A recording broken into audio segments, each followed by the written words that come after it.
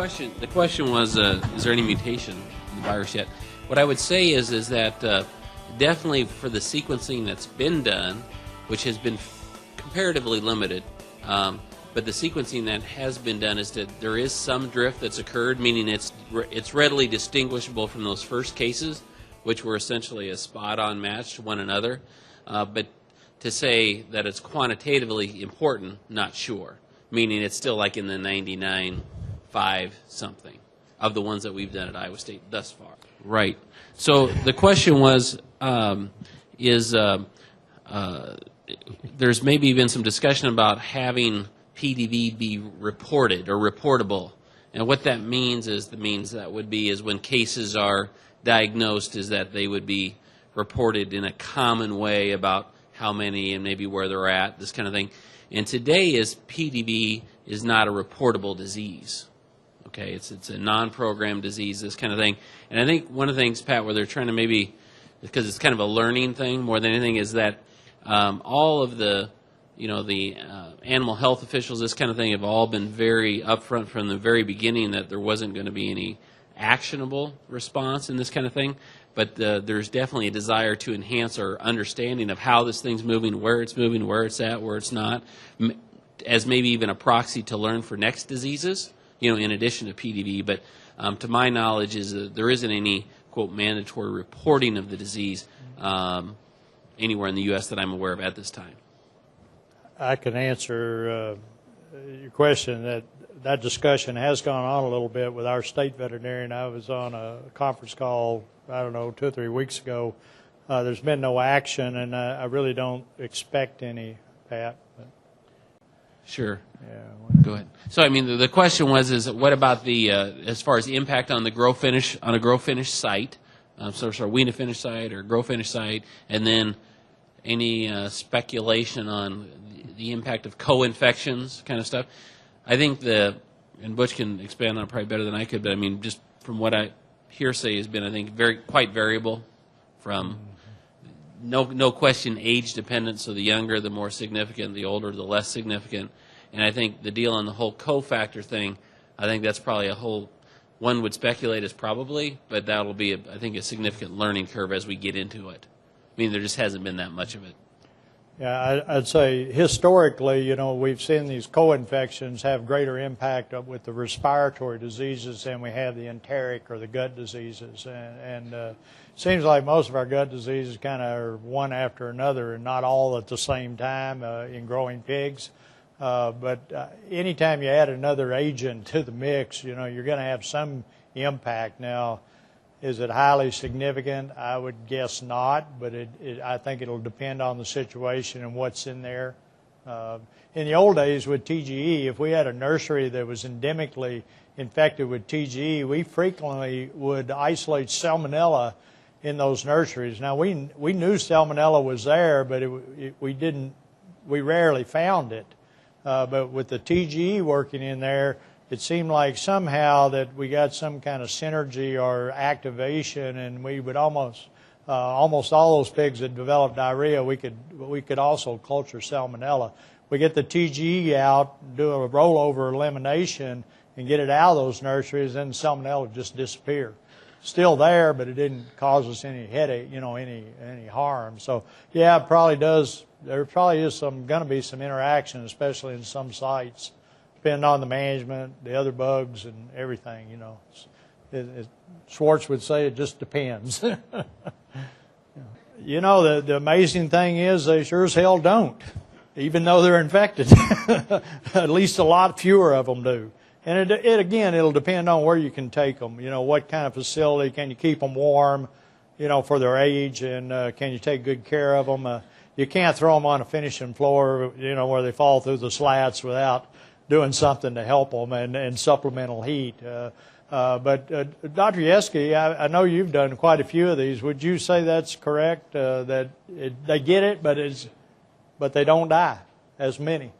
There's just something about getting them away from mama and getting them on feed that helps them. Yeah, the milk makes the scours worse, is what we think anyway. Well, yeah. In the old TGE days, we we would try to get some sentinels in about 2 months, 60 days. With this virus, most people are talking about waiting at least 90, 100 days, and so you don't want to try to bring the sentinels in too soon. And if the clinical signs are gone, and you may do some testing and look for the virus in your farrowing rooms, and if that's negative, then I would bring a few sentinels in, maybe just 4 or 5, and let them run the alleyways and get whole farm exposure, and then test them monthly. And if they'll stay negative for even a month or 6 weeks, then the virus is probably gone, and you can go ahead and bring your gilts in. So there's ways to speed that up, but if you're just doing it blindly, you probably are going to have to wait 4 to 6 months before you try to throw those negative gilts in there, or negative bores. Yeah, you're right. Well, the studies that have been done, the pigs shed the virus for about 35 days, so that's the length of time that infected pigs. So if the virus gets in your barn, 2 weeks before you close out, you're going to have a lot of virus in that barn when you clean it up. There's clean barns and there's barns that are said to be clean. And if you don't really clean the feeders and then dump the water out of it and disinfect everything, you got to get those biofilms out of there. So it does take considerable effort. In the old days when we eliminated any disease, we used to say we had to leave the barns empty and let them dry for at least 30 days. And we'd fumigate them with something, and that's illegal now, like formaldehyde gas. But or at least it's very dangerous. I think you can still get it done if you've got a certified, someone with a license. But I've eliminated TGE in nurseries where we only got them empty for 10 days. But you got to tear them apart, and you got to really clean it well for it to work. And so that part of your question is you can get it out. Use a good disinfectant. Those 4 that I showed you that were on the left side of that slide, and again, Synergize has done the research, so we know it'll inactivate that virus. But you got to do a good job. You need to let the building dry, not necessarily 30 days. But another way is turn the LB whites on and run it up to 120 degrees for 24 hours and dry it out that way. Pretty expensive, but that'll help you. Did I get you? Answer it? Well, I suspect, there's studies that were just done, I think, at the University of Minnesota. It lasted for about 2 weeks in spiked lagoon water and spiked manure pit water. My experience with TGE is, and the book says the same thing about TGE, but my experience, if it's down there in a nice dark spot and it's wet, it can survive longer than that. But the research says about 2 weeks. Can you hear that? Yeah. Yeah. So the question was about as far as if during feedback, if the sows themselves scour, are they immune, and versus the ones that don't, are they not immune? What I would say is for what I would know would be is, or think anyway, would be is that watching the sows, and if they scour, that's more of a proxy to, well, we're sure they got infected, this kind of thing, more so than are they immune or not. And I think where there's significant feedback efforts that have gone on, and as contagious as this virus is, especially when it's getting into these herds that are naive, haven't seen it before, the chances of not getting infected, I would think, would be extremely, extremely, extremely low. Because the thing is so contagious. As long as there's an honest effort of we're getting good feedback in, it's positive material, and we're seeing the disease go throughout the facility.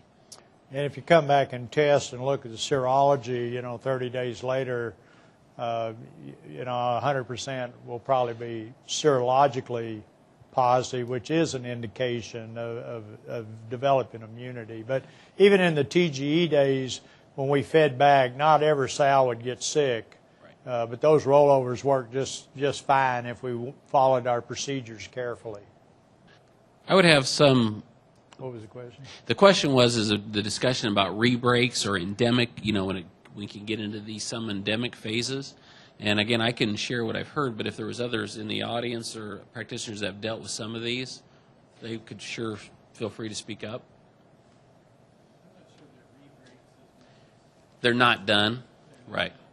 Right, and generally, what it's been, some of them has been as early as, 10 to 12 weeks past the original break.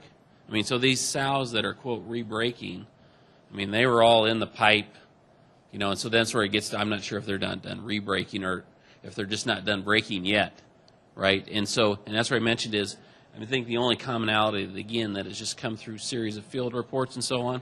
The only commonalities is that it's for certain that dose in the farrowing house can overcome what immunity you may have.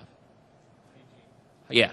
So dose is a proxy to hygiene. So it's crate sanitation. And then the other thing, too, I would say is it's all the pig moving, right? Because moving pigs around in the farrowing house is a great way to keep PERS alive, right? And it's also a great way to amplify and keep PEDv alive as well. Yeah. And there's just so much being shed. The question was about dead pigs being ground up and fed back. Oh. In the pit. Oh. Gotcha. I don't know. No. Yeah, I don't know. I'm assuming it would be, putting more material in the pit because there's an awful lot. The amount of virus in those, if there's have been sick pigs, I mean, the amount of virus is just absolutely extraordinary. So it would just be adding more to your environment in the barn. Probably wouldn't be the best idea if you didn't have to. Yeah, I mean, right. So the compost deal would be about that's getting it out of the barn. That'd be much better. Yeah, remember when you compost pigs, if the composter is working properly, you reach that 160 degrees in that compost for a long time, a lot more than 10 minutes. So composting is going to inactivate that virus. What you have to worry about composting is moving the dead animals out. If you're sharing your compost with a neighbor where you both are using the same one, you can see that this thing is so easily tracked by people and trucks and floorboards and floor mats and all that.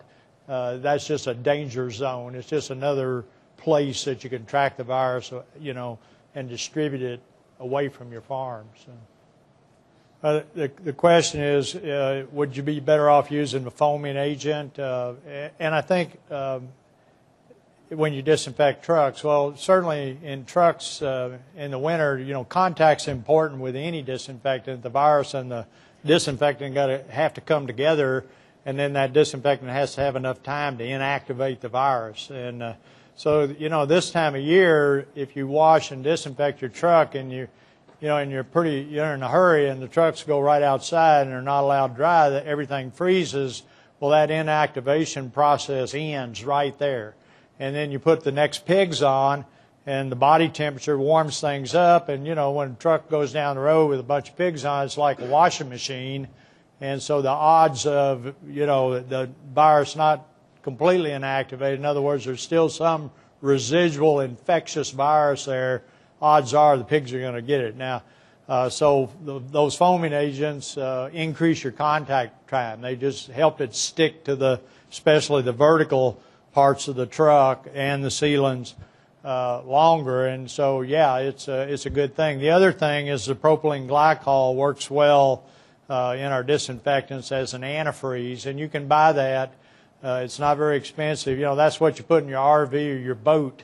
In the potable, the water that you might drink on a boat or in the RV. That's that propylene glycol antifreeze. So it's safe. It's environmentally safe. And you can buy it in 100-gallon drums. It's really pretty inexpensive. The foaming agents actually cost more, in my experience. So, Paul, you might add on to that. The foamer tips, and on the pressure washer help. Yeah, you can make some disinfectants foam really well with just the tip. I don't know, is that Synergize, or you're using? Yeah, Synergize. I didn't know the it's question. question. The question was, have we seen a decrease in the number of TG cases as PEDv has come? And the short answer is absolutely yes. I mean, quite extraordinary to the fact of, as far as been just charting that now at the lab, by month. And January is typically the big month. And I mean, for TG. For TG, right? Yeah. And we've just have had going into the last fall, and then of course I haven't seen any data from January, but there's been just a handful. I mean, just a handful, and has been a lot more testing for TG going on because people are trying to rule out one or the other kind of thing, and so whether that's a competitive exclusion of the U.S. herd, and we got this elevated immunity to coronaviruses associated because of all these PEDv breaks, who knows? Well, that could be. I mean, so yeah. So it's like skeptic would say, well, it's herd immunity, competitive exclusion. Optimism would be, well, people are doing so much more focus on sanitation and all this kind of stuff. And we knew we had a lot more success with TG, with what we consider conventional biosecurity measures had been taking care of that. Yeah. So one or the other, but definitely much fewer than we'd seen in years past. Yeah. I'm kind of the optimist side of that. There you go. and most because I do think we're doing a lot. We really have enhanced our biosecurity, not just at the farm level, Rodger. Everywhere people are trying to stop spreading this virus. So I think, we don't get those 10 to the 8th, 10 to the 9th virons per mil of scours with TGE. It's much lower amounts of virus in a TGE break. So that may explain why our old biosecurity worked, right, and our new biosecurity is working even better. I don't know, but there is something going on. In most of the TG cases that are diagnosed at the lab would be from wean to fitter sites. Yeah. The vast, vast, vast majority. It is interesting in that the buying station, the cull sow buying station in North Carolina study, they found TGE and PED in those cull buying stations at that point before the outbreak began. So TGE was there too, and we haven't seen TGE spread through North Carolina. It's PED.